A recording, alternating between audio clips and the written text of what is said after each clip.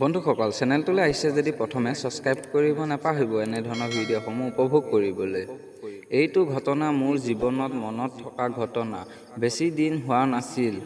এদিন ফেচবুকত এজনী বোৱাৰী চিনাকি হৈছিল গোলাঘাটৰ। তাইৰ বয়স ২৬ বছৰ। প্ৰথমে তাই চিনি পোৱা নাছিলোঁ, কাৰণ তাই নিজৰ মানুহজনৰ একাউণ্ট চলাইছিল। তাই ফটো দিয়া নাছিল।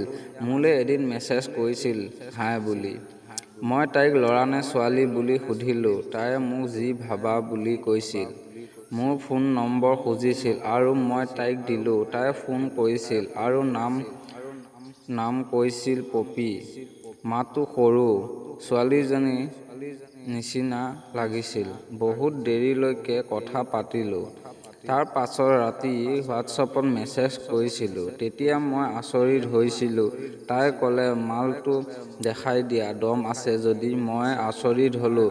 এদিন চিনাকি হৈ এনেকৈ ক'লে। মই লগে লগে ফোন কৰিলোঁ। তাই ক'লে, কি হ'ল, ভয় কৰিলা নেকি? দেখুওৱা দম আছে যদি। মই মোৰ চেটটো ফটো মাৰি চেণ্ড কৰি দিলোঁ। তাই নাইচ বুলি ক'লে। তোমাৰ কণীটো ইমান ডাঙৰ, তেনেকৈ সদায় কথা পাতোঁ। তাই ক'লে, মোৰ খুব চুদাচুদি কৰিব মন যায়, নেপাওঁহে। তাইৰ ঘৰত এজনী তাইৰ ছোৱালী আছিল ৬ বছৰ। তাইৰ শাহুৱে ঘৰৰ মানুহ বুলি ফাঁকি দিয়ে। ভাত খাই সকলো শুই গ'ল। তাই মেছেজ কৰিছিল। তাই ক'লে, কৰিবানে? মই ক'লোঁ, আহা। তাই মনে মনে আহিল। তাইক পোৱাৰ লগে লগে বিচনাত বগৰাই ল'লোঁ।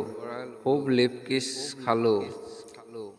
এনেতে চোপাৰ পিছত তাইৰ বুচৰ মাল মগলা কণীটো ভৰাই দিলোঁ।